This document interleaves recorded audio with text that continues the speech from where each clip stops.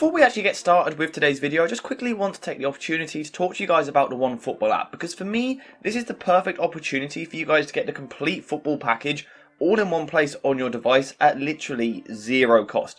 Nothing. It literally costs you guys nothing, and you really do get a bit of everything. I'm talking player news, team news, player statistics, transfer news, league tables, upcoming fixtures, live games which you can watch for free from the Serie A every single weekend. There really is a bit of everything for everyone in the world of football. So make sure to check out the OneFootball app either using the link in the description down below or by scanning the QR code on screen now. Hey guys, and welcome back to the AJ Analysis channel, where today we are going to be doing something a little bit different, because it is just a matter of time before the transfer window slams shut and clubs can't sign any more players. At the time of recording, 2 days left of the transfer window, today and tomorrow, and Manchester United have a problem. Christian Eriksen left the stadium on crutches the other day, Scott McTominay is currently out injured with a knock, and Donny van de Beek, of course, is out till the end of the season. So Manchester United have a problem in their midfield. They need someone that can play alongside Casemiro. So what I'm going to do in today's video is give you guys two players who I think could come in, maybe on loan or till the end of the season.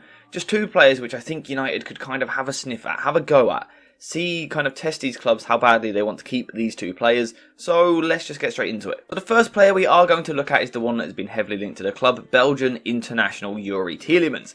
Now, long-term viewers of the channel will know that Tielemans is a player that I'm a big fan of. There's a lot to like about him, and for me, he is very much a complete midfielder. I think he brings a lot to the game.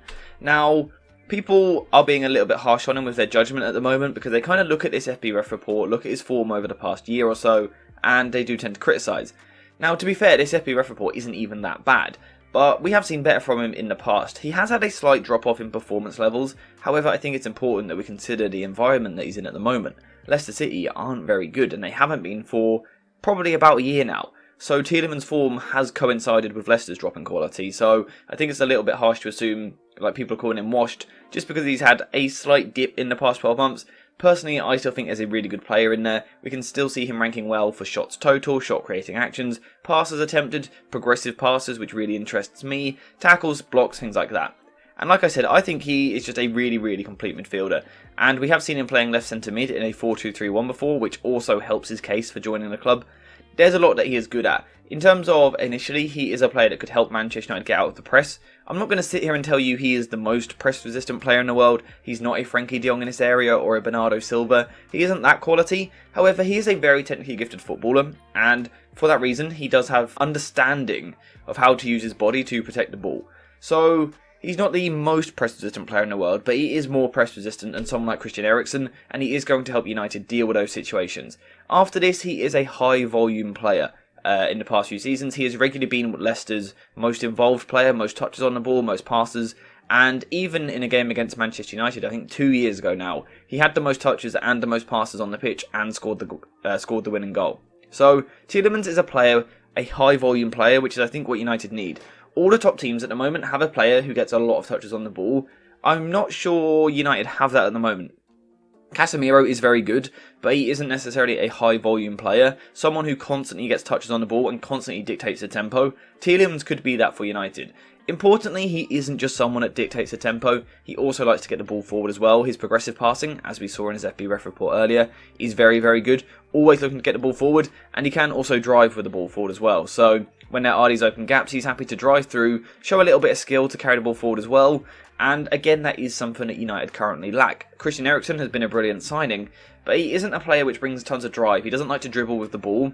Tielemans does that per 90 more than Christian Eriksen does. So again, he would be an upgrade in that area. And then in the final third, he brings a lot of creativity. He also brings long passing, the ability to switch to play to someone like Antony. He brings the ability on the counter-attack to play through balls, but also in sustained attacks, he can be quite creative in the final third. And if we go back to his FBref report from earlier, we can see shot creating actions the 85th percentile, 3.3 per 90. For a player that has often been used in a double pivot in quite a poor Leicester side, that's a really impressive figure, and I think moving to a club like Manchester United, where possession is going to be higher, that ability to get forward is going to be higher, I think it could be quite a nice little combination. His contract is running out in the summer, which means Leicester might be willing to let him go for a little bit cheaper than what they normally would. I think Tielemans in his prime, like say 12 months ago, was probably worth £65 million. You could probably get him for about 15 million now, just because Leicester won't want him to go for free in the summer. I think he really suits what United need. He has that ability to drop deep and help United progress the ball when needed, like what Christian Eriksen does. But also, like Eriksen, he does contribute in the final third as well. He could develop a link up with Marcus Rashford, Luke Shaw, in the same way that Christian Eriksen has. I think there's a lot to like. Now, one of the question marks over Tielemans is his work off the ball. Now, that might sound a little bit odd to say when you look at his FBref report, because he's ranking well for tackles and blocks. However, that is slightly boosted by the fact that, again, he's playing in a poor Leicester side, which means there's more defensive work to do. Defensively, I think he's pretty decent. I don't think it's his strength. I don't think he's a ball-winning midfielder. That's not how I would label him. However, again, compared to Christian Eriksen, he is more astute defensively. He is more combative. He is going to win the ball back. He's got that bit of size to him. And technically, he is capable of putting the tackles in. The issue more is a mobility issue. Some people question his work rate. Players go past him a little bit too easily.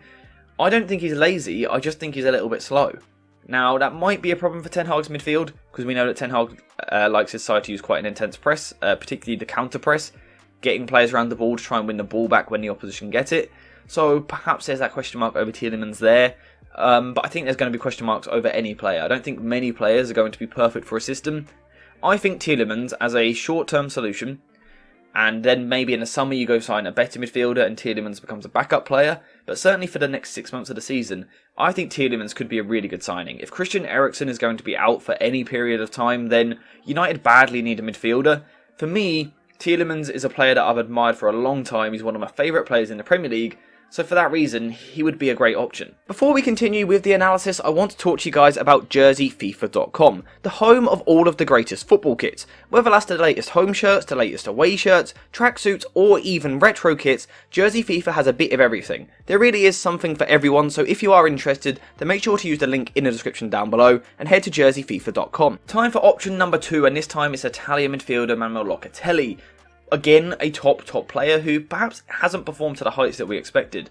Now, if we talk about Locatelli, I think again it's important to remember that he is playing, like Tielemans, in a side that isn't great. Juventus under Allegri are not a possession-based team. They aren't your typical modern-day super team. You look at the likes of Manchester United, but also Arsenal, Manchester City, how they play, controlling possession, counter-pressing, but more importantly, controlling the ball, vertical passes.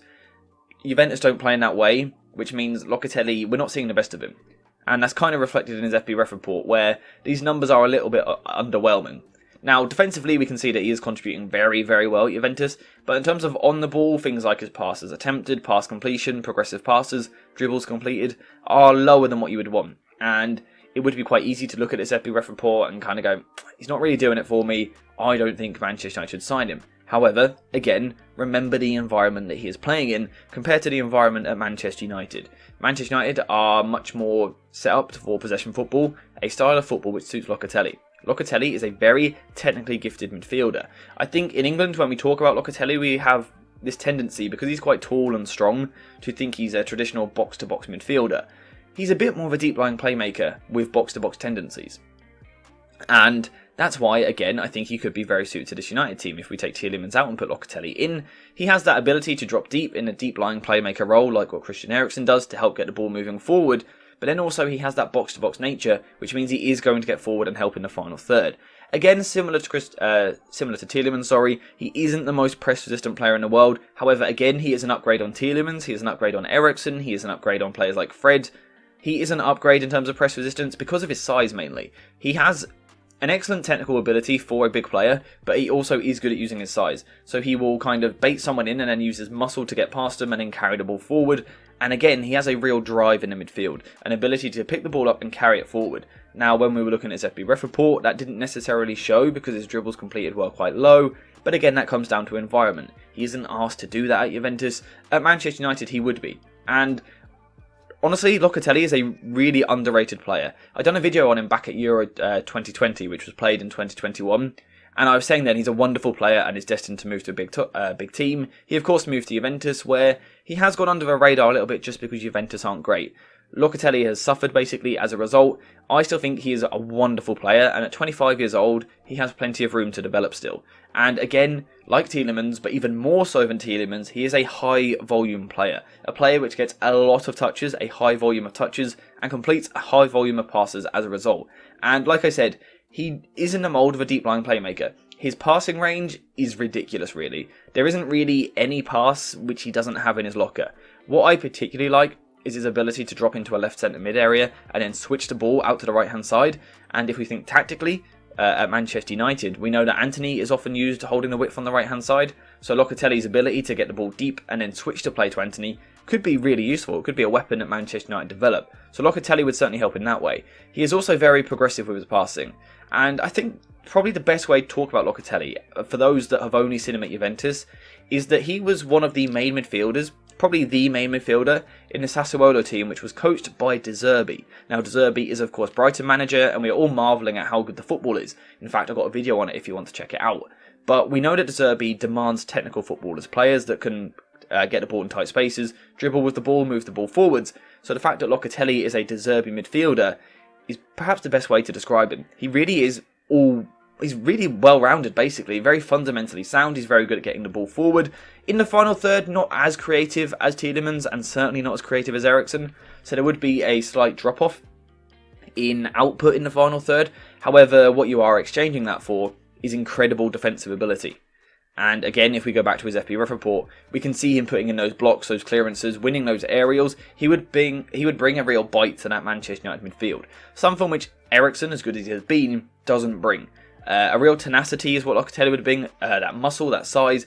Alongside Casemiro, that could be potentially the best defensive combination in the Premier League in terms of in the midfield. I really do think that those two would complement each other very nicely. And then on the ball, again, Locatelli could be the guy that dictates the play. The guy that dribbles the ball forward, the guy that brings the others into the move, switches to play. Again, I think Locatelli would be a really, really good option. The final thing really to say on Locatelli is the move possible? Well, yes and no. Locatelli is a big Juventus fan. He has always wanted to play for Juventus, so why would he want to move?